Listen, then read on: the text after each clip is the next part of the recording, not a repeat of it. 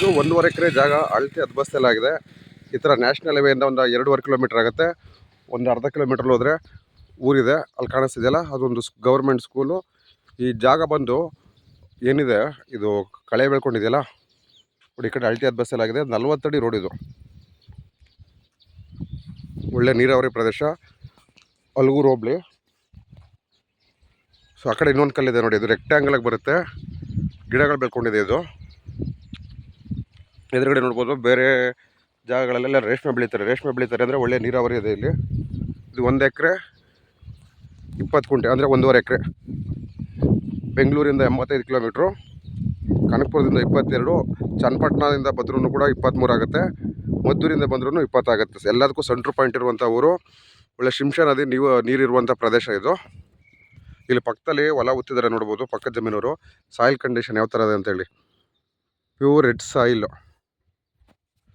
Electric ಕನೆಕ್ಷನ್ಗೇನು ಸಮಸ್ಯೆ ಇಲ್ಲ. ಈ ಲ್ಯಾಂಡಲ್ಲೇ ಎಲೆಕ್ಟ್ರಿಕ್ ಪವರ್ ಕನೆಕ್ಷನ್ ಹೋಗಿದೆ.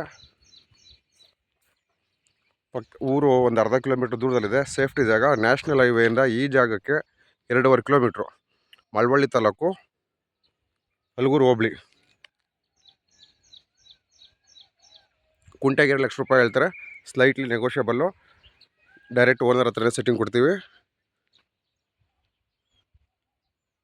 ಈ ಥರ ಟಾರ್ ರೋಡ್ಗಿರುವಂಥ 1 ಎಕರೆ 20 ಗುಂಟೆ, ಅಲ್ಗೂರು ಹೋಬಳಿ, ಮಳವಳ್ಳಿ ತಾಲೂಕು. ನಿಮ್ದು ಯಾವುದೇ ಅಗ್ರಿಕಲ್ಚರ್ ಲ್ಯಾಂಡು ಸೇಲ್ ಮಾಡಿಸ್ಬೇಕು ಅಂದರೆ ಕನಕಪುರ, ಮಳವಳ್ಳಿ, ಚನ್ನಪಟ್ಟಣ, ರಾಮನಗರ, ಕನಕಪುರದಿಂದ ಹೊಗೆನಕಲ್ ರೋಡು, ಕೊಳ್ಳೇಗಾಲ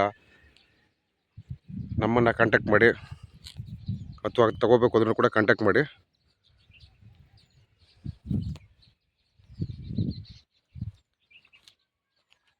ಇದು 1 ಎಕರೆ 20 ಗುಂಟೆ ನ್ಯಾಷನಲ್ ಹೈವೇಯಿಂದ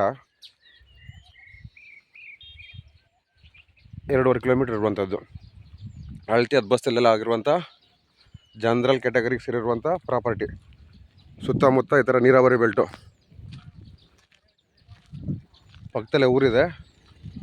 ಸೇಫ್ಟಿಗೆ ಏನೂ ಸಮಸ್ಯೆ ಇಲ್ಲ.